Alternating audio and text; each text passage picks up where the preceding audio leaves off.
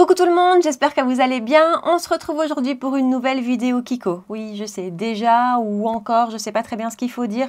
C'est la collection de printemps qui s'appelle la Beauty Essentials. Et voilà, je sais pas si c'est justement le fait qu'elle soit aussi rapprochée ou pas. Mais quand j'ai vu les produits, quand je les ai swatchés, j'ai été un peu moins waouh. Voilà, je sais pas. Mais je vais vous raconter tout ça au fil de la vidéo. Mais honnêtement, j'ai rarement aussi peu, on met des guillemets, craqué pour une nouvelle collection. Cela dit, les produits que j'ai pris, j'en suis très contente. Donc voilà, avant de commencer la vidéo, je remercie et je fais un gros bisou comme d'habitude à Achille et Aurélie. Ils se reconnaîtront, ils savent pourquoi. Donc voilà, s'ils ont envie de voir quels produits j'ai sélectionné, ce que j'en pense et comment j'ai fait ce look-ci, eh bien, restez avec moi. Allez, c'est parti. Et aujourd'hui, donc, on parle de la nouvelle collection de chez Kiko, la collection de printemps qui s'appelle Beauty Essentials. Alors, avant de commencer, je sais que vous allez dans les commentaires me dire que ça fait beaucoup de collections et honnêtement, je suis d'accord avec vous. Je trouve que c'est trop proche de celle de la Saint-Valentin et que pour une collection de printemps, ça aurait encore pu attendre un petit peu, qu'on profite un peu de celle de la Saint-Valentin. Et du coup, je sais pas si c'est pour ça, mais quand je suis arrivée en boutique hier et quand j'ai regardé, swatché la collection, je vais vous en parler au fur et à mesure de la vidéo. Ben voilà, j'ai été moins emballée. Alors, est-ce que c'est parce que c'est trop ou est-ce que juste c'est parce que cette collection-ci m'appelle un petit peu moins, les produits m'appellent un petit peu moins? Je sais pas, on va en parler au fur et à mesure de toute façon. Donc, j'ai pris quelques produits, mais j'en ai pas pris tant que ça. Et encore une fois, je me suis pas forcée à prendre des produits. J'ai vraiment pris ce qui me plaisait. Donc, voilà. D'abord, d'un point de vue général, juste le packaging extérieur, je vous le montre. Oh, vous n'allez pas voir grand-chose avec la ring light. Ce sont des belles couleurs pastel avec un dégradé, pas dégradé de pastel, du rose et du vert. Voilà, c'est assez joli, c'est assez classique. Vous savez que je commence toujours avec les yeux, ma base à paupières est mise. Alors, il y a pas mal de choses dans cette collection pour les yeux. Il y a des petites palettes qui sont jolies, qui se vendaient au prix de 19 €, je pense 18,99 €. Mais honnêtement, les Color Story m'ont pas appelé. Voilà, ça m'a pas sauté à l'œil. Il y avait quelques fards dans les palettes qui étaient intéressants, qui avaient l'air bien crémeux et pailletés. Mais voilà, niveau Color Story, c'était pas mon truc. Il y avait aussi des sticks, des ombres à paupières en sticks qui font très très bien chez Kiko. Où d'un côté, on avait l'ombre à paupières et de l'autre côté, on avait un espèce d'eyeliner. Il y avait dans ma tête, dans mon souvenir, pardon, 4 teintes, si je me souviens bien. Et là non plus, pas de gros coup de cœur. J'en ai d'abord eu un dans mon panier, un qui était vraiment dans les lavandes un peu gris. C'est ce qui me plaisait le plus et c'est celui que je trouvais le plus lumineux. Mais quand j'allais vers la caisse, j'allais vers le paiement et puis je me suis arrêtée devant un rayon de nouveautés aussi en fait. Donc j'ai demandé à la conseillère qui m'a confirmé que c'était des nouveautés qui étaient arrivées en même temps d'ailleurs. Il y a des nouveaux monos, des monos duo comme ceci. Il y a tout un panel de teintes, je ne sais plus combien il y en a, mais il y en a franchement plusieurs. Et quand j'ai eu swatché, je suis retournée mettre le stick en rayon et j'ai pris ceci à la place parce que ça m'a vraiment plu. Alors, c'est le Bright Duo Eyeshadow et j'ai pris ici la teinte 10. C'est pas forcément mon style de teinte à la base, vous allez voir que le mat est prune. Mais de tous ceux que j'ai swatché, c'est vraiment celui qui m'a le plus wow. Donc, ce sont des ombres à paupières mono, duo, pardon. Vous avez donc toujours deux teintes. Dans certains duos, vous avez deux lumineux. Dans d'autres, vous avez un mat comme j'ai ici. Je vais diminuer la ring light. Voilà. Vous voyez, ici, ça m'a vraiment plu. Le lumineux, vraiment, est super joli. Voilà, j'ai swatché ça en magasin. Je me suis dit, ça, c'est super mignon. Ça m'a beaucoup plus plu que l'autre. Donc, je l'ai pris. Et en plus, comme c'est une nouveauté, bah voilà. Mais donc, ce n'est pas de la nouvelle collection. Et ceci, pardon, je ne vous l'ai pas encore dit, se vend au prix de 9,49 €. Et je vous ai dit, c'est la nuance numéro 10. Je vous rapproche et on se maquille avec ça. Je vais utiliser une palette de fard mat pour venir un peu compléter le mono. Ce sera celle de chez Glam Shop. C'est la Totally Matte Nude. Je pense que je ne vous l'ai jamais montré. C'est une palette uniquement de mat avec une belle déclinaison de tons un peu froid que moi j'aime beaucoup. Finalement, j'utilise vraiment beaucoup cette palette dans mon quotidien pour complimenter d'autres monos ou juste toute seule. Et donc, je vais d'abord prendre la teinte qui est juste ici. Et avec un pinceau E35 de chez Sigma, je vais la mettre en creux de paupière et couleur de transition, pardon. Alors, je vais directement prendre mon mono. On va voir si le mat est assez intense pour faire le coin externe. C'est une de ces textures mat crémeuses sous le doigt qui est vraiment crémeux. J'ai l'impression qu'il perd un petit peu en intensité quand on swatch. Je ne sais pas si vous voyez ce que je veux dire. Vous voyez? Donc, on va voir ce que ça donne. Peut-être qu'on utilisera un autre fard mat plutôt pour intensifier. Et donc, là, je prends un E25 de chez Sigma et donc, je vais l'appliquer en coin externe.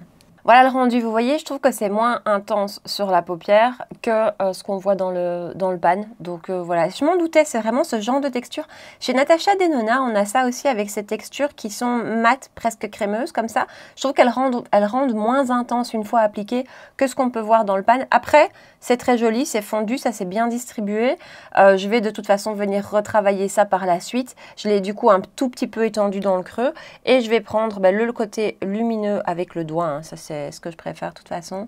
Et on va appliquer ça. Et ça c'est vraiment très très joli. C'est vraiment un beau lumineux, quoi. Voilà le rendu du lumineux appliqué très grossièrement. Honnêtement, il est très joli. La texture est pas du tout sèche. Elle n'est pas non plus fondante. Elle est juste bien. Et c'est un très joli lumineux, un petit peu scintillant.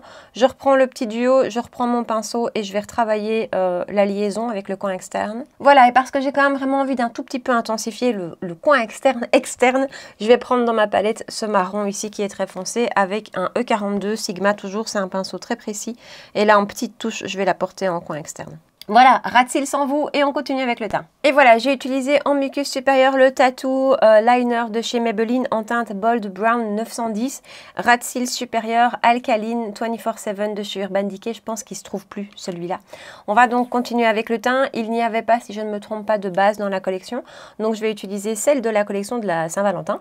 Hein, c'est donc la Powerful Love. C'est une base comme ceci en une espèce de gel. Elle est extrêmement agréable, rafraîchissante. J'adore cette base. Alors, je ne l'ai pas énormément utilisée parce que je voudrais d'abord terminer celle de la collection de Noël, qui lui ressemble très fort.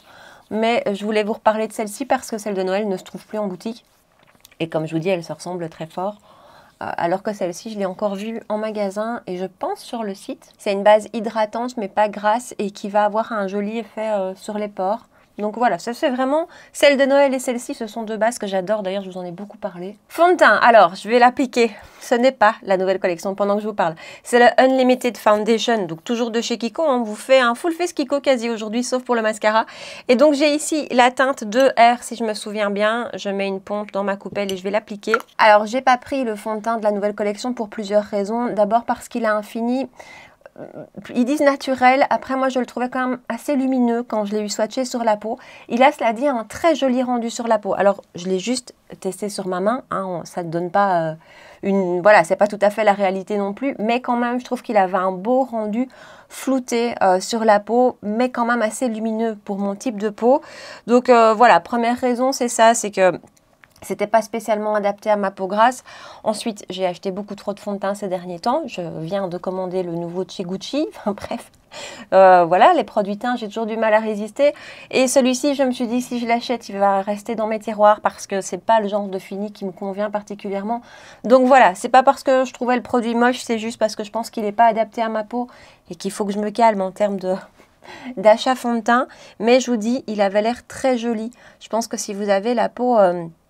sèche ou normale, voire peut-être même mixte, ça peut peut-être vous plaire parce qu'il avait un très joli rendu. Et par contre, si vous avez une peau comme moi, celui-ci de chez Kiko, le Unlimited, il est très très beau. Il a un fini que je trouve plutôt semi-mat, presque naturel. Il n'est pas mat plombant, il a une jolie couvrance, il a une très belle tenue, il s'applique bien, enfin voilà. Lui, je l'aime beaucoup. Là, je suis en train d'en rajouter un petit peu. Par contre, j'ai craqué sur l'anti-cerne. Alors, vous allez me dire, c'est bête parce que j'aurais pu avoir la même réflexion de me dire que j'ai acheté beaucoup trop d'anti-cerne ces derniers temps, comme les fonds de teint. Mais voilà, j'ai quand même eu envie de tester parce que toujours, on se dit, ce sera peut-être le Graal. Donc, c'est le Radiant Concealer qui se vend au prix de 10,99 €. Je vous montre le packaging de tout près. C'est mignon, c'est tout petit, comme ça. Le packaging est tout petit, mais il y a quand même 8 ml de produits à l'intérieur. Donc, c'est tout à fait classique. Alors, gros bémol, il existe en 3 teintes. Fini radieux, donc là je vous lis mes notes. Fini radieux, tenu jusqu'à 10 heures, couvrance moyenne à élevée. J'ai quand même eu un petit doute en le swatchant, je vais vous expliquer.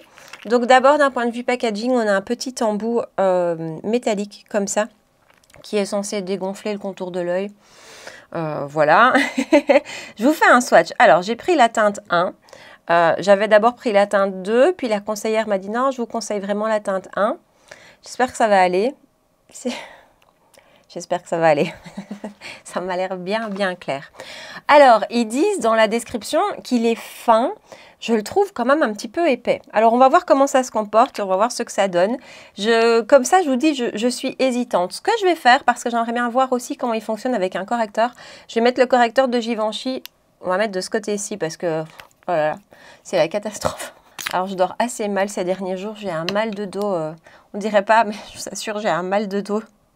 Oui, ce sera, voilà, on va faire une série sur les petits maux de Charlotte, après les yeux, on a les maux de dos. Non, mais ça m'arrive très souvent, les problèmes de dos comme ça. Bref, tout ça pour vous dire que mes nuits ne sont pas exceptionnelles et que les cernes sont bien là, du coup, sont bien noires. Donc, un petit correcteur ne fait pas de mal. Et honnêtement, le Givenchy, depuis que je l'ai, je l'utilise... je n'oublie pas de l'utiliser, alors que les correcteurs avant, j'oubliais toujours de les utiliser. Celui-ci, j'aime beaucoup sa texture qui est ultra fine, ça j'adore. Alors il pourrait être plus pigmenté et du coup plus correcteur, vous voyez ce que je veux dire? Il pourrait être encore plus pigmenté, mais il perdrait, je pense, peut-être un petit peu en finesse. Donc pour moi c'est un bon combo. Donc on va faire donc ce côté-ci avec ce côté-ci sans. Et je sais pas pourquoi, j'ai l'impression que c'est une texture qui va peut-être apprécier être appliquée au doigt. J'hésite à le mettre directement sur la peau. On va voir. On va mettre quoi? 3 petits points comme ça. Je vais le travailler dans un premier temps au doigt et puis ensuite à l'éponge. C'est clair, j'aurais peut-être dû m'écouter quand même. Hein. Ouais, j'aurais dû m'écouter. Mais c'est très difficile parce que ben voilà, 3 teintes. De toute façon, il faut se dire qu'un... Oh là là. Ça m'apprendra à ne pas m'écouter. Mais voilà, quand un anti-cerne existe en 3 teintes, c'est juste pas possible que ça convienne à tout le monde. C'est impossible, c'est vraiment trop peu.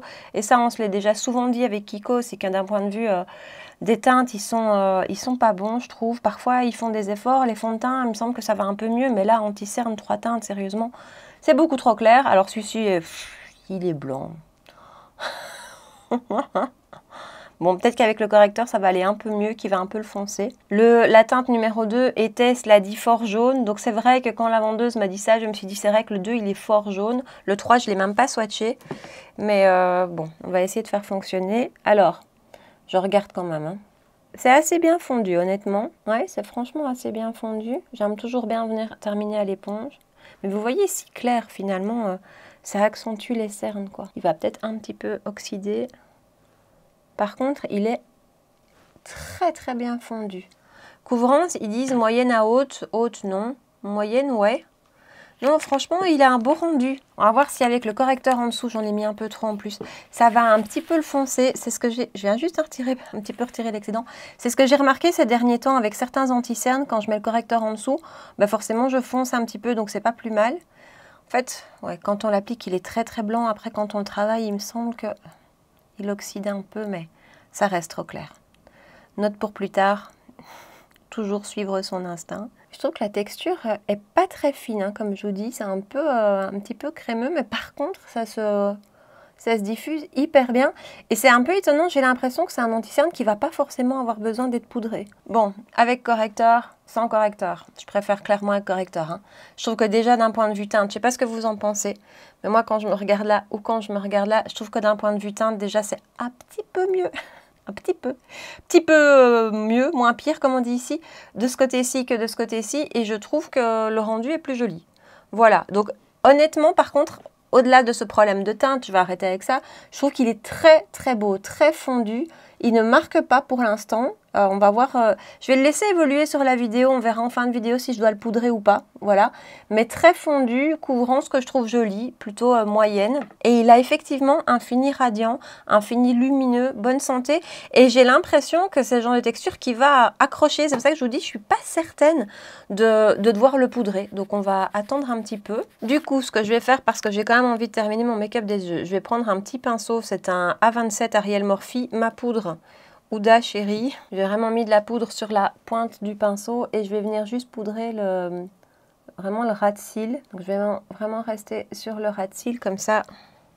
On verra si sur le reste ça bouge. En général, moi là où je le vois très fort, c'est vraiment ici et ici. Donc on va juste faire ça. Je reprends mon mono, je vais y aller simple. Je pense que je ne vais pas prendre d'autres couleurs. Je vais juste prendre donc le mat avec un pinceau Morphe E36 et je vais appliquer ça tout le long du ras de cils. Même pinceau, le lumineux, et je vais le mettre sur la moitié du ras de cils. Voilà, et en muqueuse, j'ai appliqué Tattoo Liner Maybelline en teinte Soft Rose 973.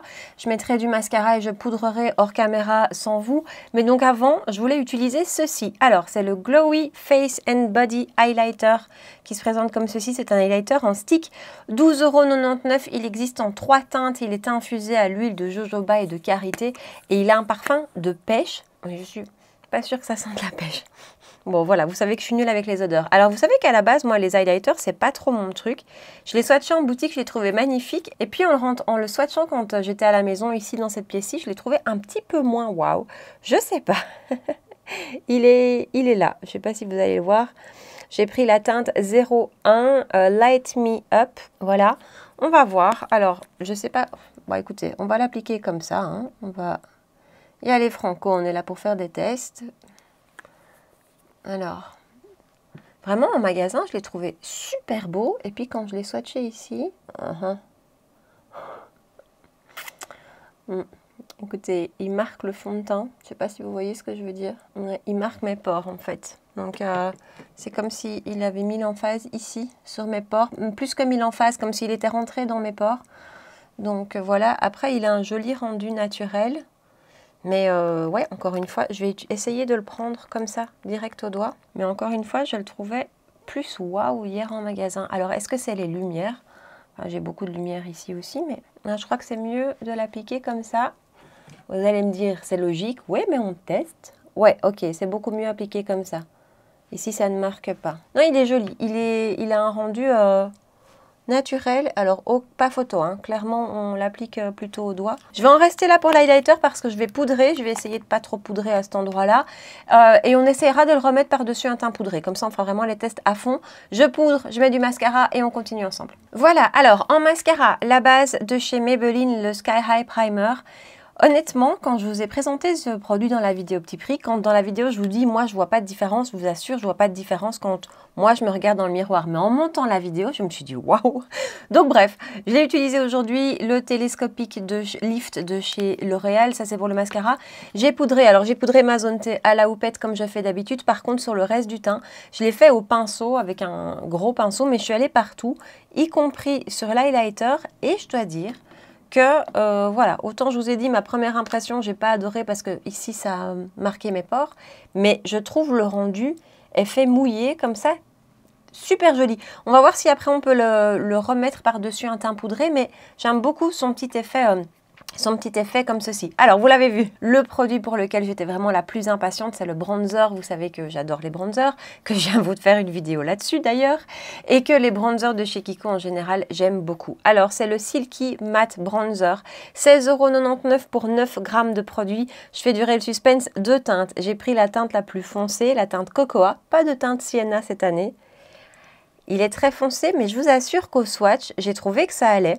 Alors, il est infusé lui aussi à l'huile de jojoba, texture veloutée et soyeuse, fini mat. Alors, voilà comment il se présente de tout près. La teinte 01 était beaucoup trop jaune pour mes goûts.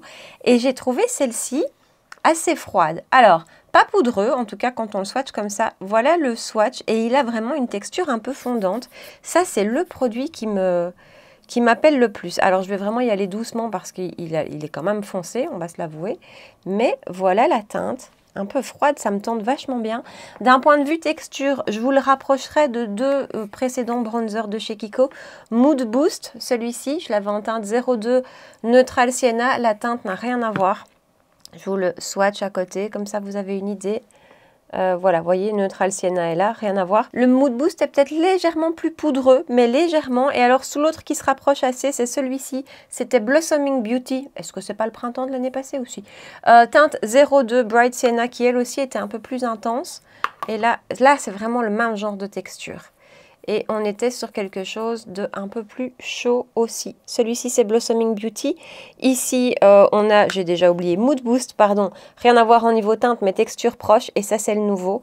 Et si je vous les mets côte à côte, les deux, donc Blossoming Beauty et la nouvelle collection, parce que je vous dis, ce sont deux teintes un peu plus intenses. Vous allez voir que la nouvelle l'est encore plus. Voilà. Donc, on va... J'espère que ça va aller, hein, parce que quand je le vois comme ça m'a l'air tellement foncé. Je prends un pinceau de chez Kiko, là aussi, collection de Noël d'il y a 2 ans, je pense. J'adore ce pinceau. Je vais vraiment poser mon pinceau une fois, je vais tapoter l'excédent. Et, ah, je vous ai pas dit, il y a un beau petit miroir. Et je vous ai pas dit, pardon, le packaging est super chouette. C'est tout doux comme ça, mat, un petit peu, pas velouté du tout. C'est du plastique, hein, mais c'est super chouette. Enfin, j'aime beaucoup le packaging. Bon, allez, je l'applique. J'en ai vraiment, normalement, pas trop pris. Vous avez vu comme j'ai tapé. Ça va, je peux en prendre un peu plus. Bon, en fait, ça va. J'y retourne. Il est parfumé, ça sent super bon. Je ne sais pas ce que ça sent, mais ça sent super bon. Ok, ici, ça commence à venir. Donc, ok, vous voyez, la teinte 2, elle fait peur dans le pan, mais je trouve que ça va. Juste, ce que je vais faire, c'est quand même poudrer un peu plus l'highlighter avec ma houppette, parce que j'ai l'impression qu'ici, ben, ça accroche. C'est malin. Voilà, j'ai repoudré à la houppette. C'était, bon, la texture de l'highlighter accroche un petit peu la poudre. Donc, on va voir de ce côté-ci. Non, vous voyez, il fait peur dans le pan, mais ça va, hein. Ça va. La teinte a l'air vachement jolie. Ouais, la teinte est vraiment très belle. Mais finalement, je trouve que quand on l'applique, il n'est pas ultra pigmenté. Et donc, on se loupe pas trop. On se loupe même pas. Et sa teinte qui peut paraître si foncée comme ça dans le pan, ben, je trouve que ça va. Elle se distribue bien. Écoutez, j'aime beaucoup. J'aime beaucoup le rendu. C'est très joli. Franchement, ça s'est super bien estompé. La teinte, encore une fois, c'est ce que je préfère. Elle est magnifique. Ça se distribue bien. Il en faut pas beaucoup, il n'est pas trop pigmenté parce que vraiment quand on le voit comme ça peut faire peur. Mais il n'est pas trop pigmenté et donc ça va, ça se travaille juste bien. J'aime beaucoup. Ici, on a l'impression que ça fait un petit peu des taches, mais j'aurais dû poudrer l'highlighter. Voilà, écoutez, on fait des tests. Mais non, il est beau. Ça, voilà, ça c'est très beau. Et clairement, en été, bah, si on y va avec la main plus chargée, on va pouvoir aussi l'utiliser. Donc ça, c'est chouette parce que la teinte 1, vraiment, non seulement était jaune, mais était fort claire. Donc l'été arrive. Hein, moi, j'ai hâte, je suis impatiente. Hein. Et je crois que mon dos aussi a besoin de retrouver de la chaleur de l'été et tout ça. Donc je suis impatiente et je crois que cette teinte-ci sera très belle. J'aime beaucoup, beaucoup le rendu. Ça, c'est très, très réussi comme produit. Avant de retester l'highlighter par-dessus ceci, on va passer au blush. Eh bien, vous savez quoi? Je n'ai pas acheté de blush. Moi qui vous dis toujours à quel point les blushs de chez Kiko font partie de leurs plus beaux produits, tout ça. J'ai été, mais super déçue des blushs. Il y en a 3. Je vous assure, je les ai swatchés, je crois, 5 ou 6 fois dans la boutique. Donc, je faisais le tour du comptoir, puis je revenais. Je me disais, non, c'est pas possible, quoi. Ça avait l'air très peu pigmenté. C'était poudreux, mais un petit peu sec sous le doigt, je trouve. Bourré de paillettes, vraiment bourré de paillettes. Et alors, les 3 teintes, et particulièrement la rose qui aurait pu m'intéresser, je trouvais qu'elle avait cet effet un peu perlé. Je ne sais pas si vous voyez. Elle avait un peu un effet perlé comme ça au swatch. Pas moyen. Et j'ai failli parce que je me suis dit, bon, allez, il me faut un blush. Enfin, surtout qu'en général, je les adore. Mais comme je vous dis, je ne voulais pas acheter de produits que je n'allais pas réutiliser par la suite. Et là, et en plus, vraiment, c'était bourré de paillettes et des paillettes qu'on voyait. En général, moi, ça ne me dérange pas les paillettes sur le teint. Mais là, au swatch, on voyait que ça avait cette texture qui était un petit peu sèche. C'était pas pigmenté. C'était pas pour moi. Donc, collection de Saint-Valentin, c'est le duo Roméo et Juliette. Ça, par contre, qu'est-ce que je l'adore. Je vais prendre un pinceau de chez Glam Shop, pardon, c'est le GB03. Très chouette pinceau pour les produits crème. Et je vais aller avec la teinte la plus foncée aujourd'hui. Et ça, voilà, ça, c'est toujours en boutique. Si je peux vous recommander à 300% un blush chez Kiko, dans les collections édition limitée, c'est ceux-ci. Ils sont incroyables, ils sont magnifiques, ils sont fondus, ils se passent bien au-dessus d'un teint poudré, ils tiennent super bien, je les adore, vraiment, hein, je les trouve magnifiques. Mais alors ceux de la nouvelle collection, après dites-moi dans les commentaires si vous avez peut-être craqué pour un de ces blushs de la nouvelle collection, ou est-ce que vous les avez swatchés, est-ce que vous avez eu la même impression que moi, je sais pas, mais Voilà, c'est très très rare. Je crois que c'est la première fois pour moi que je ne prends pas un blush dans une collection de chez Kiko. Allez, on revient avec l'highlighter. On va voir comment ça se passe par-dessus toutes ces poudres. Je vais faire comme tout à l'heure, hein. Donc je le prélève au doigt sur le stick pour un petit peu chauffer la matière et on va l'appliquer comme ceci. On va voir si... Je crois qu'en le tapotant comme ça, à mon avis, ça devrait le faire. Donc je ne l'étire pas, hein. Je tapote et je pense que ça va le faire, que ça ne va rien déplacer. Ouais, non, ça n'a rien déplacé. Eh bien écoutez, honnêtement, je vous dis, le parcours de cet highlighter, je l'ai trouvé magnifique en boutique. Hier soir, quand je l'ai swatché, je l'ai trouvé beaucoup moins beau. Et en fait, je l'aime beaucoup. Là, comme ça, je le trouve très joli. Il a un effet un petit peu peau mouillée, comme ça. Il n'y a pas du tout de paillettes, hein, aucune paillette. Mais c'est très joli, ça a un petit côté naturel. Enfin, si on peut dire qu'un highlighter est naturel. Hein. Voilà, j'aime beaucoup. Ok, jusque-là, je suis très contente. Je fixe avec Charlotte Tilbury. Et on va passer aux lèvres. Et là, comme d'habitude, plein de choses pour les lèvres. Une huile à lèvres très jolie avec des petites fleurs dedans, comme ça, très très beau. J'ai pas pris parce qu'encore une fois, des huiles à lèvres, j'en ai beaucoup. Un autre produit à lèvres, c'était un duo. Donc d'un côté, vous aviez un rouge à lèvres mat classique et de l'autre côté vous aviez le côté crayon, ce que je trouvais très pratique. Après les teintes m'ont pas, je sais pas, ça m'a pas appelé, donc j'ai pas pris. Alors il y avait aussi, et ça quand je les ai vus, j'ai trouvé ça magnifique, des glosses. Alors ce sont les 3D Effect Lip Gloss, ça se présente pardon comme ceci, il y a des petites paillettes à l'intérieur, 4 teintes. Ça a un effet volumateur, donc c'est un petit effet mentholé et il y a une note de vanille. C'est ce que j'ai lu sur le site, hein, je vais vous dire ça tout de suite. Je vais utiliser ça avant le rouge à lèvres pour que vous ayez une idée de la teinte. C'est très légèrement teinté, hein, donc c'est pas ça qui va clairement teinter vos lèvres, mais ça va apporter une petite touche. Donc il y en avait un qui était pratiquement transparent, un pêche. Celui-ci qui est le plus rosé, donc je vous ai même pas dit, je manque à tous mes devoirs, c'est le 03. C'est le 03. Et alors le 04 avait une teinte un peu plus mauve, plus pigmentée que les autres. Mais moi j'ai bien aimé ce côté-ci, presque transparent, soit pour appliquer tout seul, soit par-dessus un rouge à lèvres. Je l'applique vite tout seul pour vous montrer. Et voilà ce qu'il donne. Donc vous voyez, niveau teinte, c'est pas quelque chose qui va teinter vos lèvres, mais... Je ne sais pas si vous le voyez, je crois que oui, les petites paillettes qu'on ne voit quasi pas, hein, enfin je trouve qu'elles sont vraiment des petites paillettes, elles donnent cet effet comme ça ultra lumineux en plus du gloss. Il me semble pas hyper mentholé, je vais l'enlever, je le remettrai après, je vous dirai. Donc ça a l'air d'aller. Voilà, c'est transparent mais c'est super joli, super agréable, c'est pas trop collant du tout. Donc voilà, ça j'aime beaucoup. Je vous mets un rouge à lèvres et après je remettrai celui-ci par-dessus, je pense. Et donc parmi les rouges à lèvres, comme je dis, il y avait des rouges à lèvres crémeux. Voici le packaging très classique. Ce sont les Hydrating Shiny Lipstick, 10,99 €. Ils existent en 4 teintes et il est écrit que c'est parfumé aux notes de pêche. Je vais vous dire ça. J'ai ici la teinte 01 qui est un joli rosé. Alors le raisin est travaillé comme ils font maintenant pratiquement tout le temps hein, chez Kiko. C'est assez joli, franchement c'est très joli, j'aime beaucoup la forme aussi, légèrement incurvée qui va faciliter l'application, donc j'applique ça avant de mettre le gloss par-dessus. Et voilà son rendu. Alors, super pigmenté, ça s'applique tout seul, un passage, c'est fait. J'aime beaucoup la teinte, moi qui suis maintenant dans une crise de rose, allez comprendre. J'aime beaucoup la teinte, c'est un rose très facile à porter, je trouve. Bien pigmenté, hyper agréable. Les rouges à lèvres de chez Kiko, en général, sont très bons. On verra la tenue, ça reste un crémeux, je pense pas que ça va être extrême. Mais j'aime beaucoup. Je vous confirme hein, que le gloss, il a un petit effet mentholé. Donc, je l'ai porté quelques secondes, vous l'avez vu, je l'ai enlevé. Et là, je sens l'effet mentholé. C'est pas piquant, hein, c'est pas comme ceux de chez Too Faced où ça pique ou ça peut même être un petit peu désagréable, dérangeant, pas du tout, c'est juste un peu mentholé. Donc, je vais le rappliquer celui-ci par-dessus le rouge à lèvres. Voilà, je le replonge pas dans le tube pour ne pas mettre de rouge à lèvres dans le tube et je vais essuyer l'embout avec un mouchoir. C'est quand on est un petit peu maniaque ça. Et voilà le rendu des deux. Super joli, super glossy. J'aime beaucoup, vraiment beaucoup ce petit produit. Alors, petit update sur l'anti-cerne. Il n'a pas bougé. Il n'a pas bougé, il n'a pas migré vraiment. Il n'est pas du tout parti. On verra en fin de journée s'il marque ou pas. Je vous mettrai un commentaire épinglé ici en dessous pour vous donner une idée de ma première impression. Chose est sûre, c'est trop clair. Par contre, encore une fois, je ne l'ai pas poudré et il n'a pas bougé. Je dirais que la couvrance est quand même pas du tout haute. Hein. Vous voyez qu'on voit clairement encore bien mes cernes, même si pour le moment... À la décharge de ce pauvre anti-cerne, elles sont très très fort marquées. Mais voilà, c'est pas haute couvrance pour moi, mais encore une fois, il a l'air de pas bouger.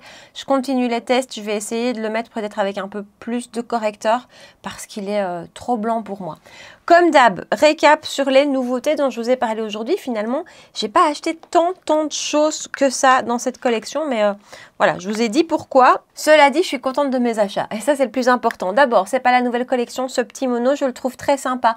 C'est pas un indispensable, hein, on est d'accord, mais ça peut être très pratique si vous partez en week-end ou quoi, parce qu'avec lui finalement on sait tout faire. J'ai été chercher ma palette pour avoir une couleur de transition, mais comme le mat a ce côté moins pigmenté une fois qu'on l'applique, il peut même être utilisé pour faire une couleur de transition et peut-être plus l'intensifier. Enfin voilà, je crois qu'on peut se débrouiller avec lui tout seul. C'est joli, franchement c'est joli, c'est pas incroyable mais c'est joli.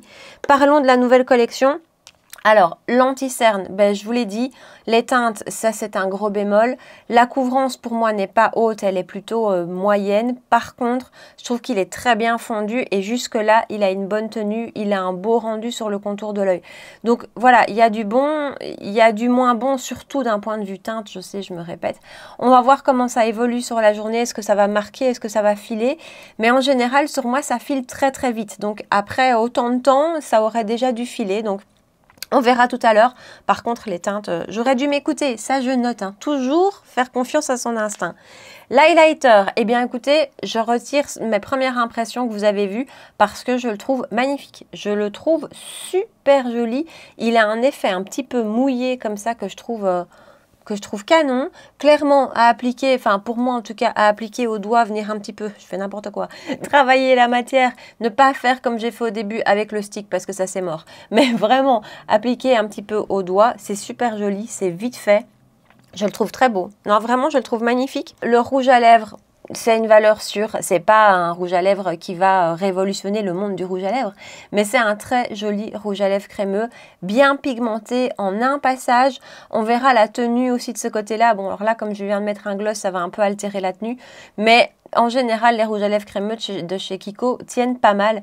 Donc voilà, à voir, mais j'adore la teinte. Gloss. Magnifique. Je sais pas pourquoi, j'ai eu un coup de cœur sur ces glosses. J'ai même failli en prendre 2 teintes, tellement je les ai trouvées magnifiques. Alors si vous hésitez entre la 2 et la 3 que j'ai ici, c'est quasi la même chose. Hein. La 2, quand vous la voyez dans le packaging, elle est plutôt pêche, celle-ci est plutôt rose. Je vous assure qu'une fois swatchée sur la main, c'est kiff-kiff. Hein. Donc, enfin, voilà, au cas où. Mais la 4, qui, elle, était plus pigmentée, pourrait me tenter. Donc, jolie, les petites paillettes sont super discrètes, top. Et alors, le bronzer, j'adore. Ah, le bronzer, j'aime beaucoup. J'aime beaucoup la texture un petit peu fondante, pas poudreuse du tout. Hein. Il n'y a pas de retour de poudre avec lui, vraiment nickel. La teinte peut paraître super effrayante, mais en fait, il est peu pigmenté. Enfin, pas péjorativement, mais il n'est pas trop pigmenté. Et donc, vous avez vu que j'ai pas fait de tache, que ça s'est bien passé et que je trouve la teinte, j'ai mes cheveux tout plats. Pardon. Et je trouve la teinte particulièrement jolie, moins chaude que ce qu'on peut voir d'habitude, pas que chez Kiko, hein, partout en général. Ça, j'aime beaucoup. Et donc voilà pour mon avis sur cette nouvelle collection Kiko, même si encore une fois, j'ai pas acheté beaucoup de choses, mais j'ai acheté ce qui me tentait. Et dans l'ensemble, je suis assez contente de mes achats.